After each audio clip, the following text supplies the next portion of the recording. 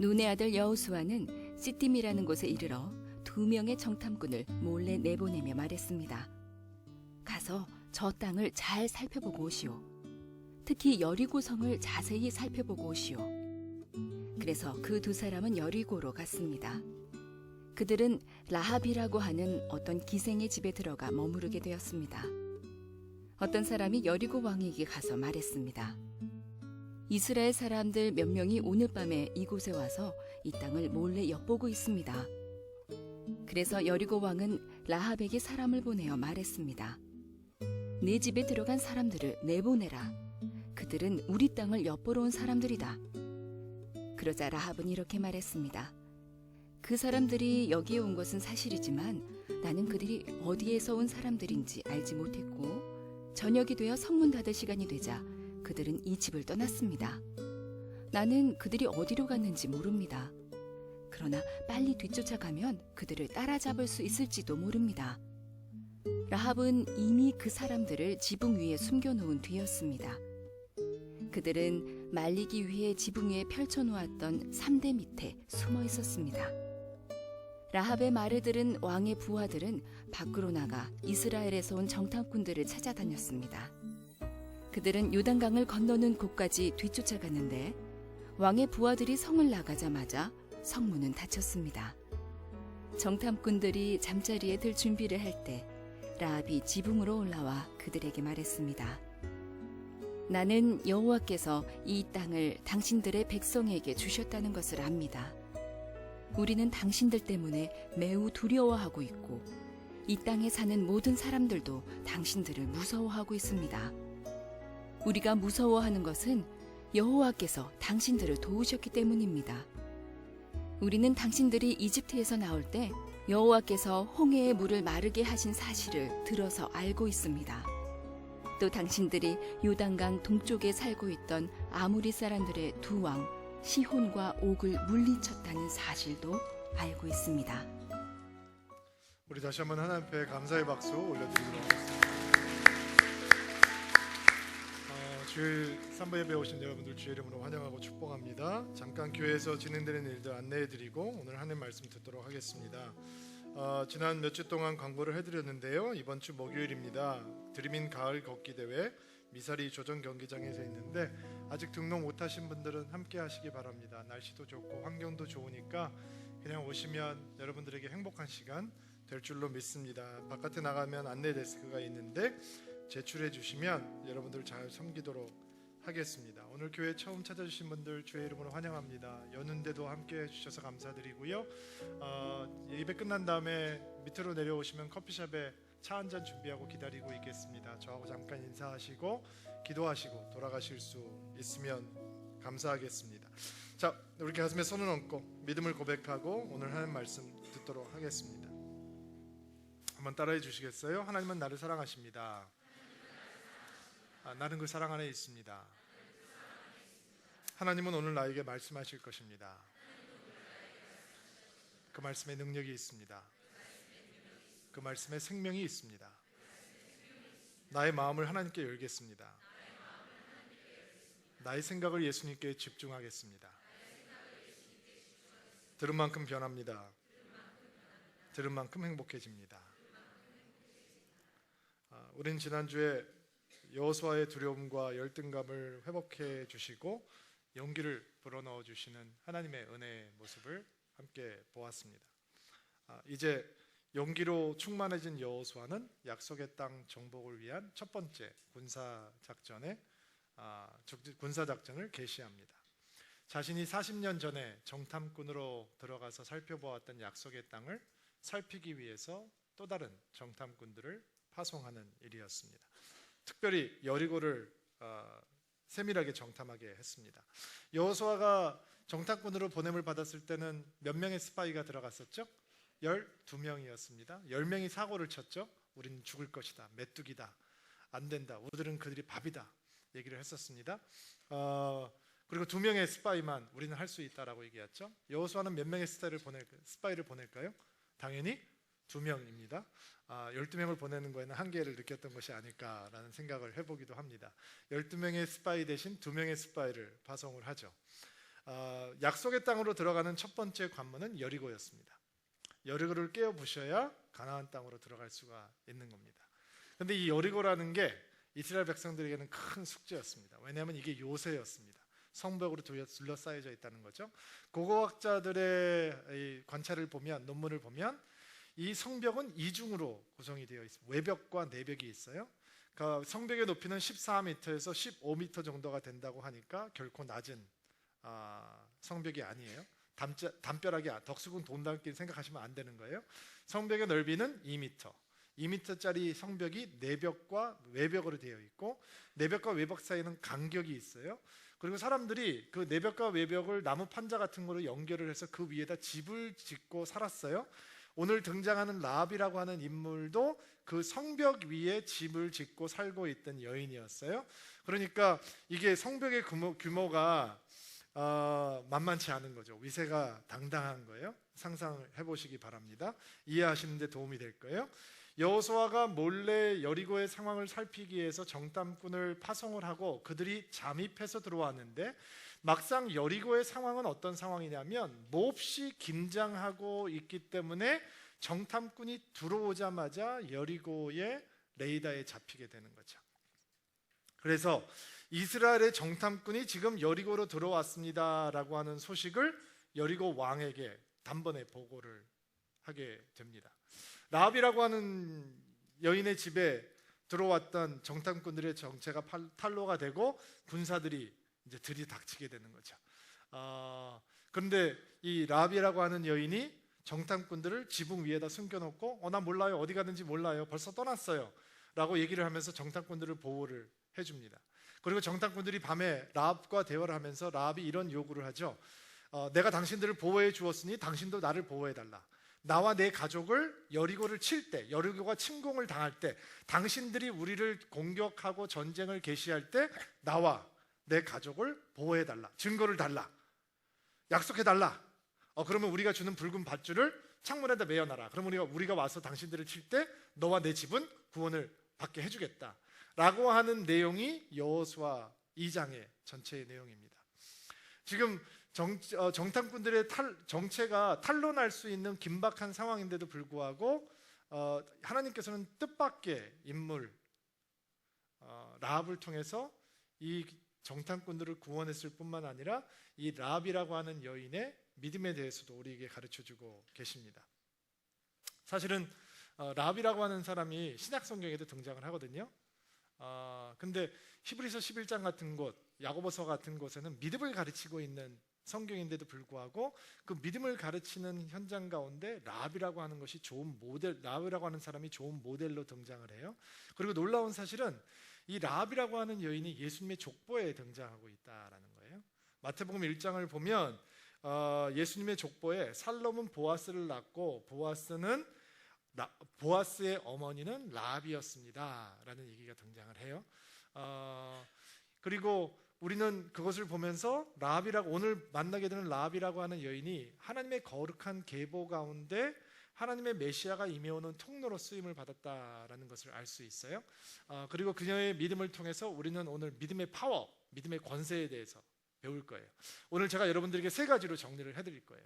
여러분들 중에서 이 말을 받는 사람이 있고 조는 사람이 있을 거예요. 오늘은 깨 계셔야 돼요. 핸드폰 다 꺼내세요.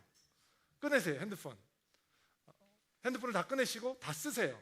제가 오늘 여러분들에게 믿음의 권세에 대해서 3가지를 가르쳐 드릴 거예요. 자, 메모장 여세요. 메모장을 여시고 기록을 하세요. 그리고 때로 여러분들이 믿음에 대해서 혼돈이 생길 때 믿음이 과연 어떤 권세를 가지고 있는가 자꾸 잊어버리게 될 때 그것들을 꺼내놓고 보세요. 기도하면서 선포하세요. 자, 1절 먼저 읽을게요. 자막을 통해서 한번 읽어주세요. 시작. 2명의 정탐꾼을 몰래 내보내며 말했습니다. 가서 저 땅을 잘 살펴보고 오시오.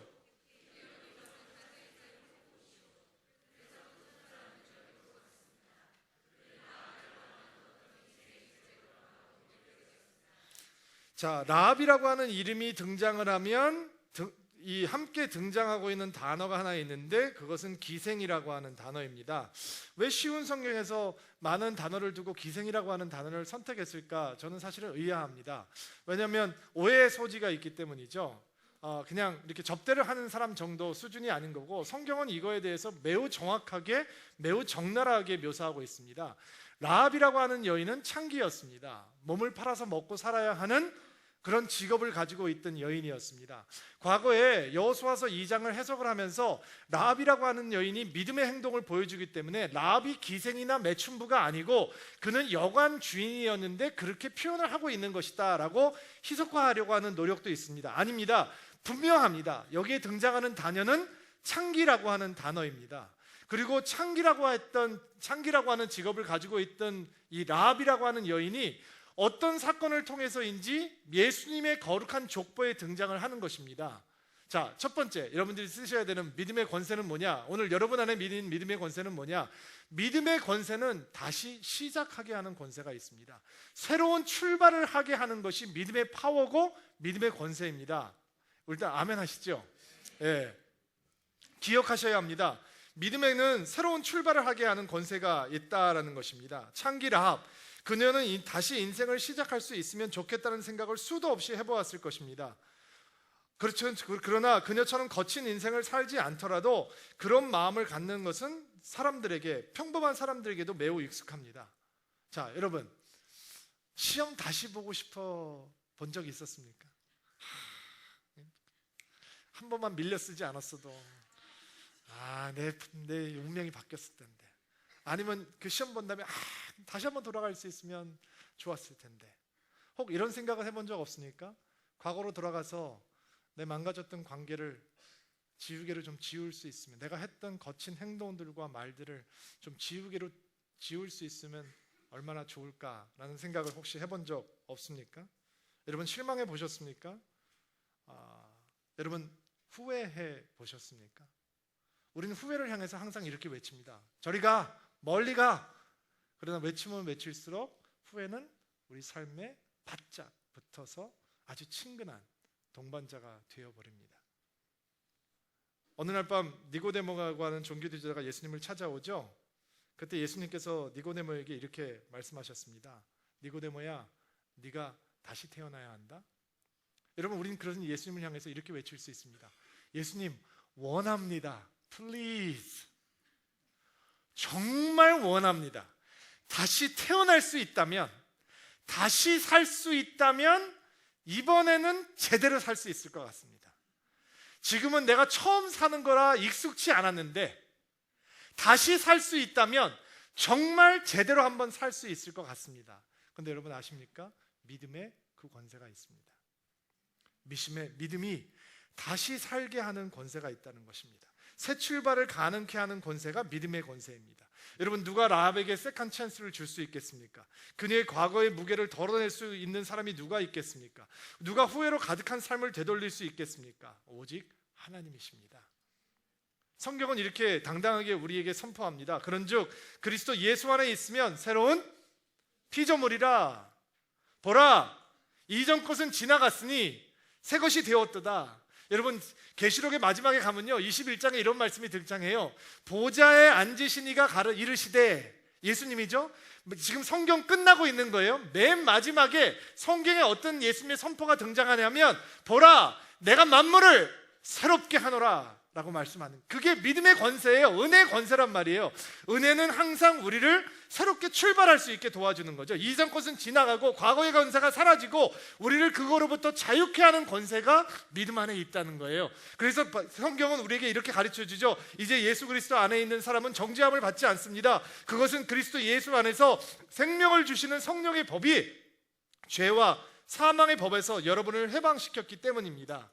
여러분, 믿음에 다시 시작하게 하는 권세가 없다면 여기 있는 어느 사람도 이 자리에 있을 수 없어요. 우리는 여전히 한숨과 낙심, 좌절과 후회, 아픔 속에서 살아갈 거예요. 그러나 믿음은 하나님의 딜리트 버튼을 누른단 말이에요. 우리의 과거에 부끄러운 것들을 딜리트 시켜주는 권세가 믿음의 권세라는 거예요. 여러분, 믿음은 라합의 과거보다 커요. 하나님의 은혜는 우리 과거의 흔적보다 위대해요. 우리 과거의 불행보다, 과거의 실수보다, 과거의 상처보다 하나님의 사랑은 더 깊어요. 하나님께서 여러분을 부끄러워하지 않으세요. 하나님은 우리를 수치스러워하지 않으세요. 왜냐하면 우리의 과거가 가벼워서가 아니라 하나님의 사랑과 은혜가 우리의 과거보다, 우리 과거보다, 우리의 패스트보다 훨씬 더 위대하기 때문이에요. 라합은 우리에게 믿음의 권세는 다시 출발하는 권세라고 가르쳐 주어요. 창기였던 라합이 예수님의 거룩한 계보에 등장하기까지 하나님께서는 그녀를 바꾸시며 또 바꾸시며 새롭게 하시며 믿음으로 나아가게 하시는 것이죠. 여러분, 어떻게 우리가 날마다 새롭게 되는, 다시 시작하는 믿음의 권세를 누릴 수 있는지 아세요? 간단해요. 믿음을 따라 선택하는 거예요. 여러분 보세요. 라합이 집에 있는데 이스라엘 스파이들이 들어왔어요. 들어오자마자 단번에 아는 거예요. 이스라엘 스파이들이구나. 그러면 군사들이 곧 들어올 텐데 그만큼 경계가 있었다는 것이죠. 그리고 그를 지붕 위에 숨겨요. 그리고 군사들이 들이닥쳐요. 딱 한 가지만 하면 되는 거예요. 그러면 라합의 당장 팔자는 피는 거예요.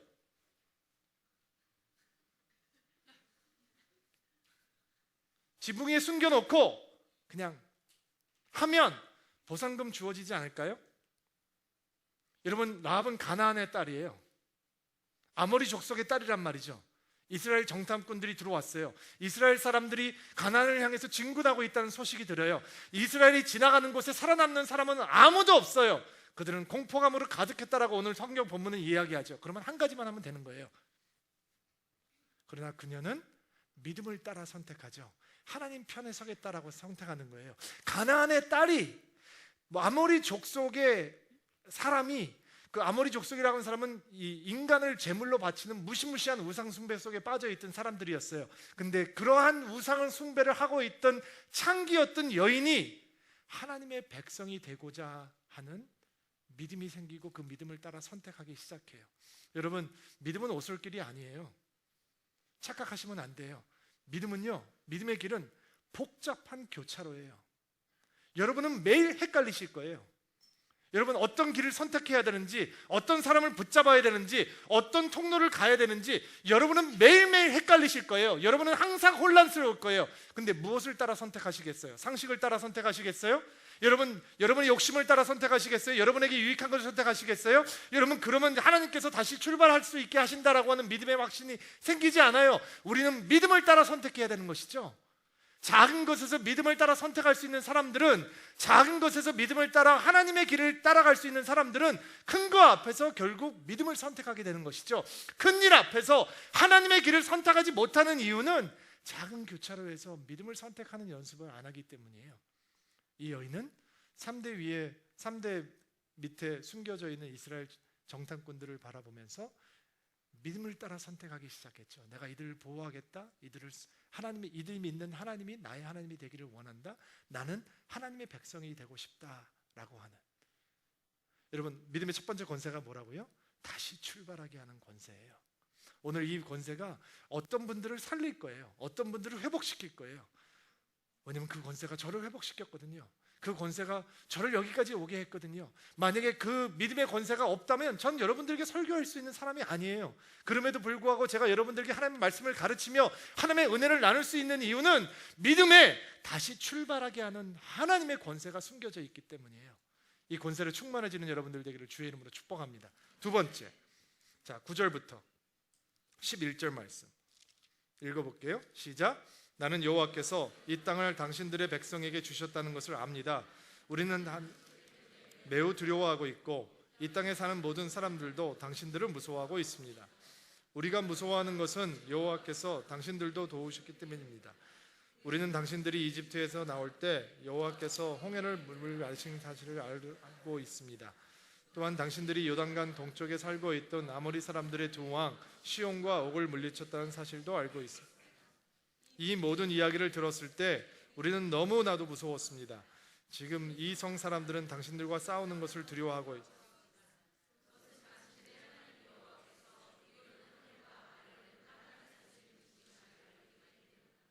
자, 여러분들은 이스라엘 백성들이 어떻게 하나님을 원망하고 우리는 그들이 보기에는 메뚜기 같을 것이고 우리는 이길 수 없고 우리는 그들의 밥이고 우리는 다 죽게 되었다라고 원망하며 목 놓아 울었는지 기억하시죠? 근데 하나님께서 이스라엘 백성들이 그렇게 불평하고 광야를 헤매고 다니고 있는 동안 놀라운 역사를 시작하셨어요. 그 놀라운 역사는 뭐냐면 가나안 백성들이, 그 가나안 땅에 살고 있는 사람들이 하나님에 대해서 전해 듣기 시작했다는 거예요. 자, 홍해가 갈라진 사건은 40년 전에 있었던 사건이에요.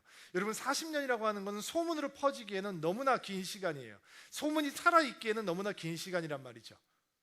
그러나 이스라엘 백성들이 경험했던 40년 전의 사건을 마치 어저께 일어났던 사건처럼 가나안 백성들은 얘기하고 있었어요. 하나님께서 홍해를 갈르셨대. 이스라엘 하나님 여호와가 홍해를 갈라버렸대.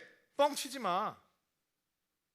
사람들은 그렇게 얘기하지 않고 그 얘기를 들으면 들을수록 하나님에 대해서 두려운 마음이 생기기 시작했어요. 이 가나안 무시무시한 왕들이, 아마 시온이라고 하는 왕과 옥이라고 하는 왕이 굉장히 강한 군대를 가지고 있었던 왕 같아요. 민수기를 보면 그 전쟁이 어떻게 구체적으로 진행되는지는 이렇게 자세하게 나오진 않는데 시온과 옥이라는 이름이 계속 등장을 하는 것을 보면 아마 그들이 그 당시에는 굉장한 군사력을 가지고 있던 강한 나라의 왕들이었던 것 같아요. 그 사람들이 단번에 무너졌대. 시온도 졌고 옥도 졌으면 끝난 거야. 우리는 끝난 거라고 라고 하는 이야기들이 회자되기 시작했어요.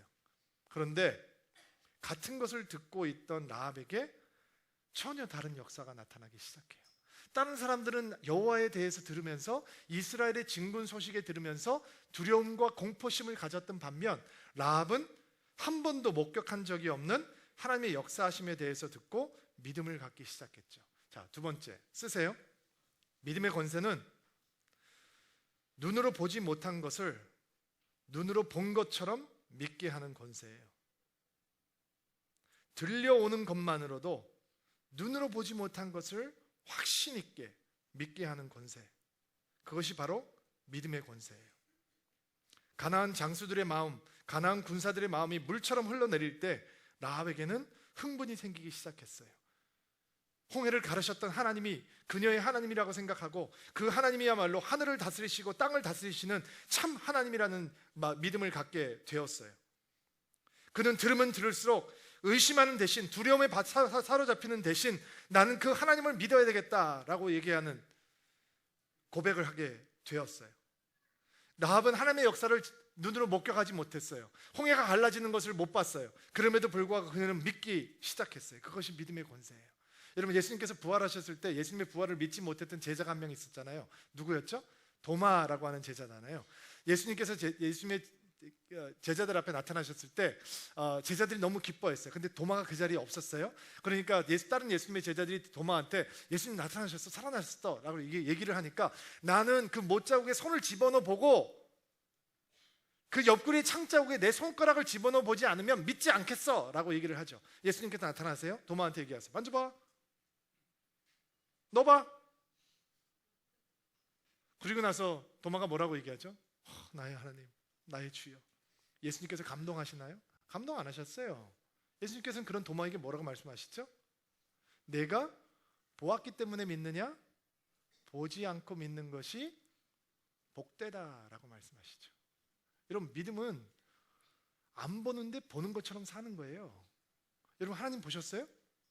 하나님 봤다는 사람 여러분 멀리 하셔야 돼요.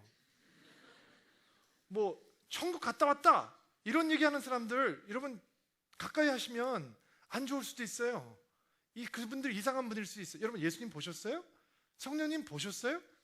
여러분, 기적 경험해 보셨어요? 홍해가 여러분 앞에 갈라졌나요? 죽은 자가 여러분 앞에 살아났어요? 근데 우리는 그런 체험을 원하죠. 목사님, 정말 그런 확실한 체험이 좀 있으면 좋겠습니다. 근데 성경은 예수님께서는 다른 것을 말씀하신다고요. 내가 보는 거로 믿느냐? 보지 않고 믿는 것이 더 복되다라는 거예요. 믿음의 권세는 뭐냐? 안 봤는데 확신이 생기는 거예요. 눈으로 보지 않았는데 마치 본 것처럼 견고하단 말이죠. 여러분, 천국 가보셨어요? 여러분, 영원한 생명 보셨어요? 근데 어떻게 이렇게 주일날 하나님 앞에 시간을 낭비하고 계세요? 왜 교회 와서 예배 드리고 계신 거예요? 여러분, 왜 이렇게 허비하고 계세요? 그 이유가 뭐예요? 안 봤는데 본 것 같이 믿어지기 때문이죠. 예수께서 죽었다가 살아나신 것을 보지 못했지만 내가 본 것처럼 그 예수에 대한 확신이 생기는 거예요. 자, 그러면 라합에게 어떻게 그런 믿음의 확신이 생기는 거예요? 그녀가 들었죠. 들려오는 것만으로 본 것처럼 믿는 믿음의 권세가 있는 거예요. 여러분, 이게 기원전 한 1400년, 1500년 전에 일어났던 사건이거든요. 이 여호수아 2장의 사건이. 그런데 1500년이 흘러간 다음에 로마서를 보면 바울이 믿음을 가르치면서 이렇게 얘기를 해요. 믿음은 들음에서 나며 들음은 하나님의 말씀, 예수 그리스도의 말씀으로 인한 것입니다. 자, 1500년이 흘렀는데 바울도 믿음을 가르치면서 똑같은 얘기를 해요. 자, 여호수아 목사가 바울이 죽은 다음에 지금 2000년 가까이 흘렀는데도 불구하고 여러분에게 똑같이 얘기를 하는 거예요. 그러면 3500년 동안 똑같이 얘기를 하고 있는 거예요. 여러분, 믿음은 들음에서 나는 겁니다. 여러분, 믿음은 하나님의 말씀을 집중하고 들을 때, 그 믿음의 말씀이 우리 안으로 들어올 때 우리 안에서 생기는 것입니다. 그러니까 여러분들께서 믿음을 갖고 시다면 여러분 졸면 허벅지를 꼬집으셔야 되는 거예요. 말씀이 여러분 영혼 가운데 들어오지 않는다, 긴장하셔야 되는 거예요. 벌떡 일어나서 뒤에 가서 서 계셔야 되는 거예요. 왜? 믿음은 들음으로 생기는 거니까. 지난 3500년 동안 그 메시지가 계속 반복이 됐다면 여러분, 그것은 그냥 교회를 다른 사람들이 주장하는 헛된 것이 아니라 진리예요. 여러분이 하나님 말씀이 들리는지 안 들리는지 확인할 수 있는 방법을 가르쳐 드릴까요? 여러분 듣고 계세요? 듣고 계시는 분이 있고 멍 때리는 분들이 있단 말이에요. 듣고 있는 사람이 있고 조는 사람이 있는 거예요. 듣고 잊어버리는 사람이 있고 듣고 그 말씀을 붙드는 사람이 있는 거예요. 차이가 어디 있는지 아세요? 저를 똘망똘망하게 쳐다보시는 것에 있지 않아요. 이렇게 보면서 오늘 점심은 어디 가서 뭐 이렇게 생각하는 분들도 있을 거 아니에요. 여호수아 목사 얼굴을 보니까 오늘은 칼국수 생각이 난다, 뭐 이런 생각하시는 분들도 있을 수 있잖아요. 자, 제가 여러분이 말씀을 지금 받고 있는지, 여러분에게 하나님 말씀이 들리는지 안 들리는지 게이지를 할 수 있는 걸 알려드릴게요. 자, 사람이 마음으로 믿어 의에 이르고 입술로 시인해서 구원에 이르는 거예요. 여러분 무슨 얘기 하세요? 여러분 입술에 무슨 이야기가 있어요? 하나님 이야기가 있나요? 예수님 얘기하세요? 성령님 얘기하세요? 교회 얘기하세요? 좋은 얘기하세요? 믿음의 얘기를 하고 계시나요? 여러분 안에 있는 것들을 입술을 통해서 꺼집어내게 되어 있는데, 우리가 하나님의 말씀을 받으면 우리는 하나님의 말씀을 쏟아내게 되겠죠. 우리가 믿음의 말씀들을 받기 시작하면, 은혜의 말씀들을 증거받기 시작하면 우리는 은혜의 말들을 꺼집어낼 거예요. 여러분, 하나님을 말씀하셔야 돼요. 예수님을 말씀하셔야 돼요. 믿음을 얘기하셔야 돼요. 교회에 대해서 좋게 얘기하셔야 돼요. 목회자들에 대해서 좋게 얘기하셔야 돼요. 여러분, 교회가 타락하지 않은 적은 한 번도 없었어요. 목회자들 중에서 이상한 사람들이 등장하는 것은 초대교회부터 있었다고요. 여러분은 무슨 얘기를 하시겠어요? 여러분은 어떤 얘기를 꺼집어내시겠어요? 여러분이 들은 얘기 해야죠. 믿음의 이야기, 여러분 안에 믿음을 불끈불끈하게 솟게 하는 얘기들을 입술로 꺼집어내고 고백할 때 우리가 하나님의 말씀을 온전히 듣고 있다라고 하는 증거가 되는 것이죠. 그래서 여러분들이 저와 신목사 그리고 말씀을 증거하는 목회자들을 위해서, 제가 여러분을 위해서 눈물 흘리며 기도하는 것처럼 기도하셔야 돼요. 저는 여러분을 위해서 기도해요. 여러분이 하나님 만나게 해달라고, 예수 그리스도의 사람이 되게 해달라고, 하나님 앞에 섰을 때 부끄럽지 않은 인생이 되게 해달라고 제가 여러분의 이름을 부르면서 기도한다고요. 여러분은 저 위해서 기도하세요? 설교자들을 위해서 기도하세요? 기도하셔야 돼요. 믿음을 원하시면. 왜냐하면 믿음은 들음으로 말미암는 거니까. 우리가 죽으면 여러분 믿음, 제가 어느 교회에 대해서 전해 듣게 되었어요. 오래전의 일이에요. 그 교회는 세계의 주목을 받는 위대한 일들을 하고 있는 교회였어요. 근데 그 교회 강대상에 밑에가 중보기도실이에요. 물론 큰 교회니까 강대상이 몹시 크겠죠. 그리고 그 밑에 일부 예배가 시작되고 마지막 예배가 드릴 때까지 권사님과 장로님들이 들어가셔서 멈추지 않고 중보기도를 하는 거예요. 계속 하나님께서 은혜를 주시도록, 말씀 가운데 기름 부으심이 있을 수 있도록, 사람들이 말씀이 꽂힐 수 있도록, 그 꽂힌 말씀대로 살아갈 수 있도록, 능력이 나타나도록, 성령께서 역사하시도록 계속 예배가 진행되고 뒤에서 밑에서 기도한다는 거예요. 자, 여러분에게 묻겠습니다. 그분 설교가 은혜스러울까요? 여호수아 목사가 설교가 은혜스러울까요? 물어보나 마자죠. 어이, 땡큐. 별로 감동이 안 되는. 여러분 기도하셔야 해요. 저희를 위해서. 여러분이 기도하면 말씀이 들릴 거예요. 들리는 만큼 믿음이 세워져 갈 거예요. 여러분 말씀이 들리는 곳에 있어야 되고 들리는 말씀을 받아야 되고, 오늘 하나님께서는 보지 않고 보는 것처럼 믿는 것이 믿음의 권세다라고 가르쳐주고 계세요. 여러분 이 권세가 여러분 가운데 있게 되기를 바랍니다. 세 번째 12절 말씀부터 14절 말씀, 12절 말씀부터 14절 말씀. 그러니 시작.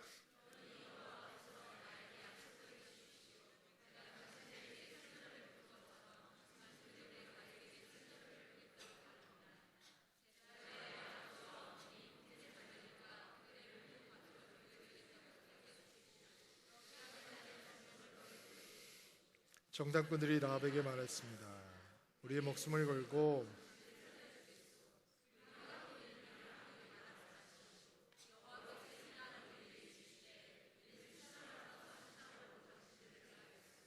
자, 세 번째 믿음의 권세예요. 믿음의 권세는 요구하는,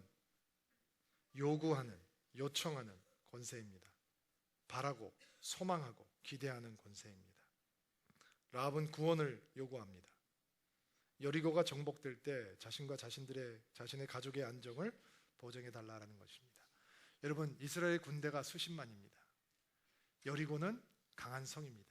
전투가 치열하게 벌어질 것입니다. 한 사람, 한 가족을 구하기 위해서 군사 전략을 변경할 수는 없습니다. 그녀는 성벽 위에 살고 있습니다. 이 무시무시한 성벽을 때려부시기 위해서는 제일 먼저 공격해야 되는 것은 성벽을 가격하는 것이었을 것입니다. 그러나 그는 요청합니다. 요구합니다.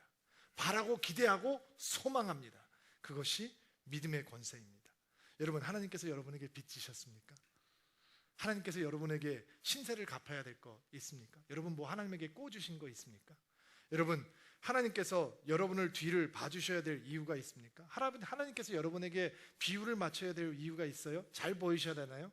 그럼에도 그렇지 않음에도 불구하고 우리가 하나님의 보좌 앞에 가서 당당하게 요구할 수 있는 권세는 믿음 때문에 있는 것입니다.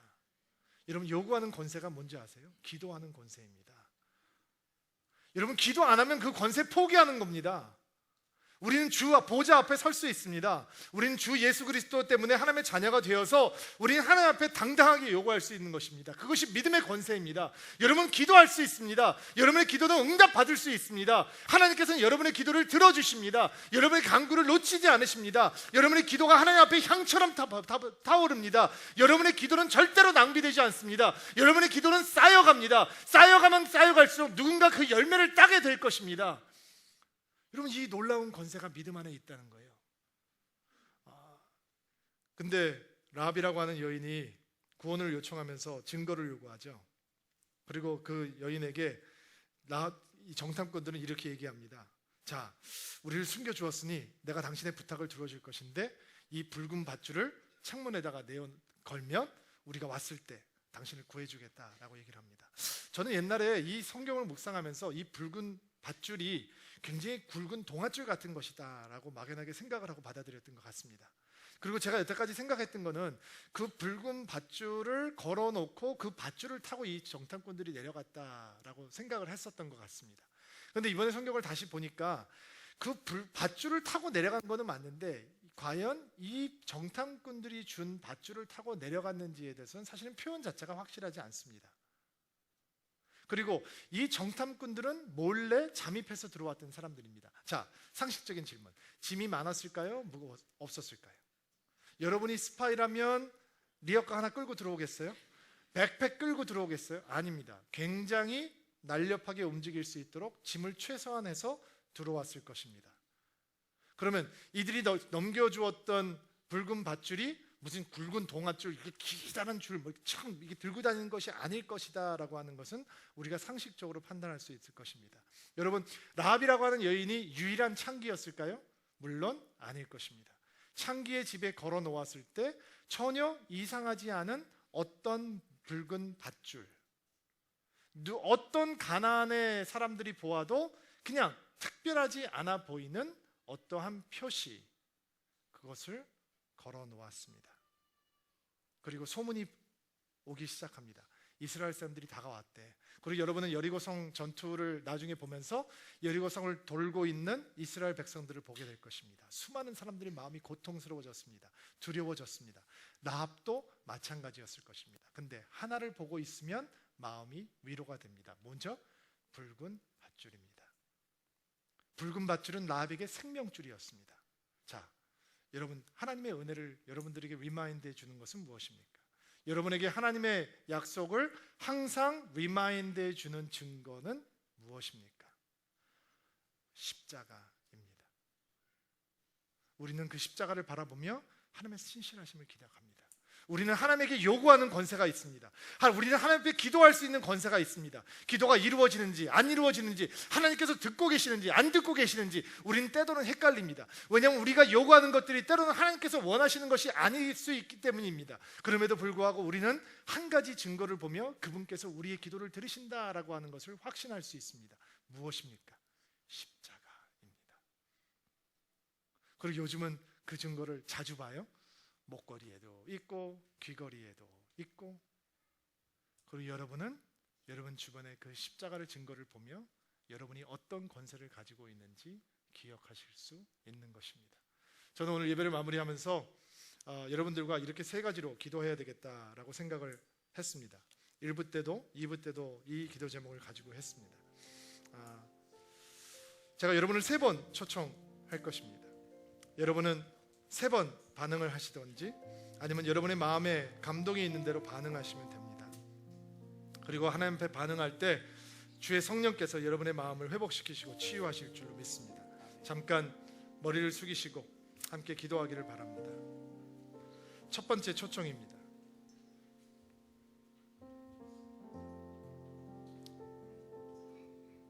믿음의 권세는 다시 시작하게 하는 권세라고 했습니다. 그리고 이 자리에서 예배하는 분들 가운데 새로운 출발, 다시 시작하는 믿음의 은혜가 필요한 분들이 있을 것입니다. 목사님, 어디서 무엇이 잘못됐는지도 잘 모르겠습니다. 그러나 나에게는 새롭게 출발하는 은혜가 필요합니다. 다시 시작해 볼 수 있는 은혜가 필요합니다. 그 믿음의 권세가 나에게 필요합니다. 나는 그 권세를 소망합니다. 간절히 원하시는 분들 자기 마음 가슴에 손을 얹고 안수하십시오. 하나님께서 당신의 마음을 치유하시고 회복하실 것입니다. 주님, 주의 은혜가 필요합니다.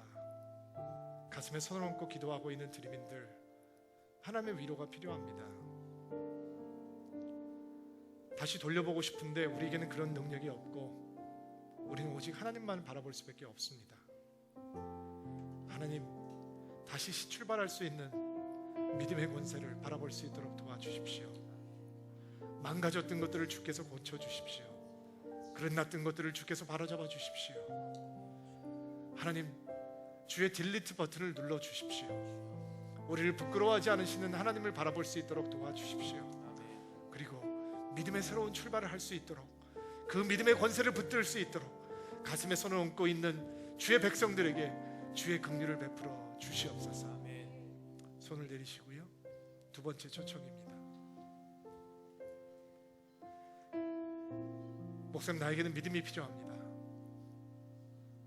나는 아직도 여전히 의심이 많습니다. 그러나 눈으로 보지 못했던 것을 눈으로 본 것처럼 믿을 수 있는, 확신을 가질 수 있는 믿음의 권세가 나에게 필요합니다. 나는 교회를 나오고 있습니다. 그러나 내 안에 혼돈이 있습니다. 혼란이 있습니다. 의심이 있습니다. 그러나 라합처럼 확실히 믿을 수 있는 믿음의 권세를 원합니다. 목사님, 나를 위해서 기도해 주십시오. 나도 함께 기도하기를 원합니다 라고 간절히 원하시는 분들 조용히 가슴에 손을 얹으시기 바랍니다. 하나님께서 당신의 기도를 들으실 것입니다. 하나님, 눈에 보지 않고 믿는 것이 더 복되다는 것을 마음속으로 받을 수 있도록 도와주십시오. 그리고 믿음의 확신을 허락하여 주십시오. 흔들리지 않는 믿음의 견고함이 생길 수 있도록 도와주시고, 하나님, 귀로 들려온 것을 믿음으로 붙들게 하시고, 그 견고한 믿음 때문에 앞으로 다가올 일들을 의심하지 않고 확신할 수 있는 하나님을 향한 믿음이 생길 수 있도록 주여, 가슴에 손을 얹고 기도하는 백성들에게 주께서 축복하여 주시옵소서. 손을 내리시고요. 세 번째 초청입니다. 자, 믿음의 권세는 당당히 요청할 수 있는 권세라고 했습니다. 세 번째 초청은 모든 분들이 함께 동참하시기를 바랍니다. 하나님께서 우리를 기도의 자리로 부르십니다. 요청하지 않는 것은 그 권세를 포기하는 것입니다. 하나님, 우리에게 기도의 영을 부어주옵소서. 우리 함께 기도하기를 원합니다. 하나님, 우리에게 기도의 영을 부어주셔서 하나님의 보좌 앞으로 날마다 나아갈 수 있는 인생이 될 수 있도록 도와주옵소서. 기도의 문이 열리게 도와주옵소서. 기도의 권세가 생길 수 있도록 도와주옵소서. 기도가 뚫리게 도와주옵소서. 기도 없이는 살 수 없는 사람들이 될 수 있도록 도와주시고, 기도의 권세를 부어주시옵소서. 성령으로 우리 기도를 인도하여 주옵소서. 이 시간 한번 간절한 마음으로 통성으로 기도하며 나아갑시다. 할렐루야. 하나님, 주께서 역사하셔서 오늘 우리에게 기도의 권세를 부어주시기를 바랍니다. 그 믿음의 권세가 우리에게는 필요합니다. 하나님 앞에 부르짖을 수 있는 권세가 필요합니다. 너는 내게 부르짖으라. 내가 너에게 크고 놀랍고 비밀스러운 일들을 보입니다. 하나님, 그 권세를 부어주시고 기도의 문이 열리게 도와주시고, 기도의 문이 열리게 도와주시고, 기도가 떨리게 도와주시고, 기도할 수 있는 마음이 들게 수 있도록 도와주시며, 기도의 영을 부어주시옵소서. 하나님께서 기도의 영을 부어주셔서 우리 기도 가운데 성령의 기름 부으시 넘치게 도와주시고, 하나님 보좌 앞으로 나아갈 수 있는 삶을 살 수 있도록 주여 역사하여 주시옵소서. 그렇게 하실 것을 믿습니다. 무너진 사람이 있습니까? 기도의 재단이 무너진 사람이 있습니까? 다시 세워주시옵소서. 하나님께서 기도를 자리로 나아갈 수 있는 은혜를 허락하여 주시옵소서. 그렇게 하신 하나님을 기대하고 소망합니다. 오 주여 역사하여 주시옵소서. 하나님, 우린 연약합니다. 믿음이 없이는 하루도 살아갈 수 없는 인생입니다. 오늘도 주의 말씀을 아멘으로 받습니다. 다시 시작할 수 있는 믿음의 권세를 붙들게 하시고, 눈으로 본 것처럼 확신하고 주를 믿는 믿음의 권세를 갖게 하시며, 주님 보좌 앞으로 나아가며 주님 앞에 당당히 기도하는 놀라운 영적인 권세가 오늘 예배드리며 그 마음을 주님 앞에 드리는 하나님의 사람들 위해 온전히 임하게 도와 주옵소서. 예수님의 이름으로 기도하옵나이다.